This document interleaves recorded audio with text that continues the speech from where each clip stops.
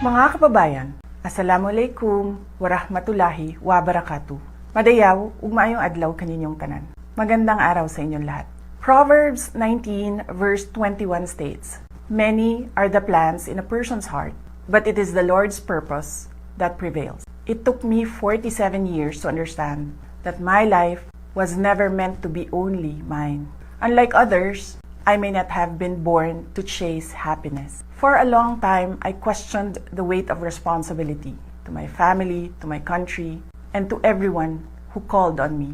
Today, I have peacefully accepted that my life is unlike any other. Sa unang mga buwan pa lang ng aming termino, nakita ko na ang kawalan ng katapatan ni Bongbong Marcos Jr. sa mga pangakong binitawan noong kampanya, pati na sa kanyang sinumpaang tungkulin para sa bayan. Dahil hindi ko kinayang maging bahagi ng 2025 national budget na tadtad ng katiwalian, pinili kong umalis sa gabinete kahit alam ko na mula pa noong 2023 na ang magiging kapalit nito ay ang aking impeachment. Mga kababayan, humihingi ako ng paumanhin, patawad kung tinulungan kong mahalal si BBM bilang Pangulo ng Pilipinas. Patawad kung hanggang ngayon ay marami pa ring Pilipino ang nalulunod sa baha ng dahil sa malawakang korupsyon. Patawad kung lantaran ang pang-aabuso sa ating mga institusyon para sa pansariling interes ng mga politiko. Patawad kung patuloy ang pagtaas ng presyo ng mga pangunahing bilihin habang nananatiling kapos ang kita ng bawat pamilya. Patawad kung wala man lang tayong tunay na seguridad sa pagkain. Patawad kung may mga nagkakasakit at binabawian bigla ng buhay dahil sa kakulangan ng maayos at epektibong healthcare system. Patawad kung ang mga dinadaanan ninyong kalsada, tulay at proyektong pinondohan ng taong bayan ay madalas masira. Patawad kung ang krimen, iligal na droga at terorismo ay tila unti-unti nang lumalapit sa pintuan ng ating mga tahanan. At patawad kung wala tayong malinaw at tunay na independent foreign policy. Kung kaya't tila'y tayo'y naiipit sa tunggaliang namamagitan sa mga superpowers tulad ng China at Estados Unidos. Madalas, iniiwasan ng mga politiko ang maagang paghayag ng kanilang mga plano upang hindi sila maging target ng pag-atake.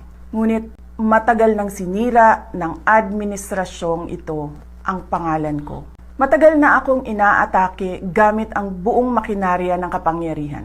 Mula sa mga scripted na investigasyon na ibinalot sa katagang in aid of legislation, sa pagkidnap ng aking ama, hanggang sa mga samut-saring paratang na pilit inuulit-ulit hanggang magmukhang totoo. Marahil ay matagal na rin akong hinatulan sa mata ng iilan. Hindi ako kailanman natakot sa pagsira nila ng pangalan ko. Ngunit may takot ako para sa ating mga anak. May takot ako para sa mga susunod na henerasyon. May takot ako para sa mga kababayan nating walang bahay sa ibang bansa, walang pangalawang pasaporte, walang ibang matatakbuhan kundi ang Pilipinas, kahit ito'y patuloy na nalulugmok sa kahirapan. Na ako'y kahadlok nga, moabot ang adlaw nga dawato na lang nato ang kapobrehon isip kapalaran, nga maanad na ta sa sayop, nga mawad-an na lang ta og paglaom. Ug labaw sa tanan, na ako'y kahadlok nga moabot ang adlaw nga wala na tay Pilipinas nga ikahatag sa atong mga anak. I cannot kneel before each and every Filipino to beg for forgiveness. Instead, I offer my life, my strength, and my future in the service of our nation. Mga kababayan, ibalik natin ang tapang at malasakit para sa Diyos, para sa bayan, at para sa bawat pamilyang Pilipino. Ako si Sara Duterte, tatakbo bilang Pangulo ng Pilipinas. Syukran.